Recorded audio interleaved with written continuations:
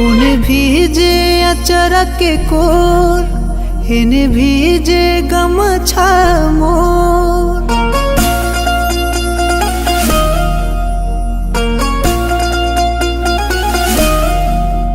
उन्हें भीजे अचरा के कोर, इन्हें भीजे गमछा मोर। मोरे नाम के लागल कजरा धोवे कि पगली शादी के रोवे पगला आंसू पी के रोवे। पगली शादी के रोवे पगला आंसू पी के रोवे।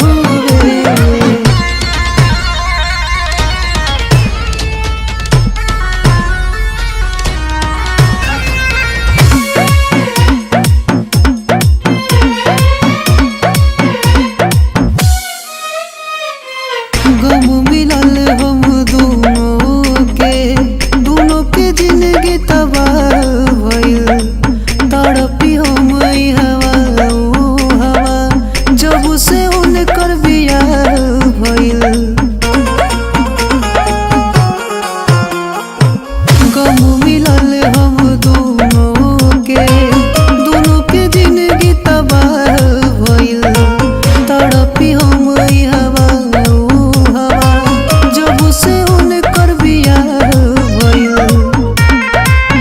कटला दिल से जरिया दुनू नहीं सोवे कि पगली शादी के रोवे पगला आंसू पी के रोवे।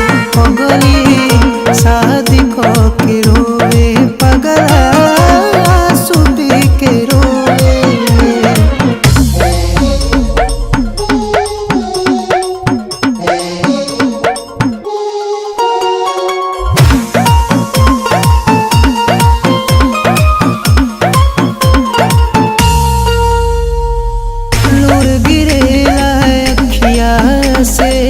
जस झरना के पानी हो कैसे जी दूर रह के राजा के बिन रानी हो।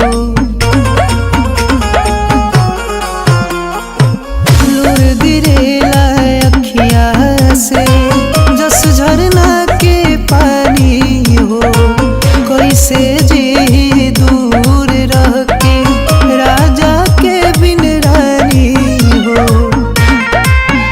काहे राम जी हाँ सब अपन प्यार खोवे कि पगली शादी के रोवे पगला आंसू पी के रोवे।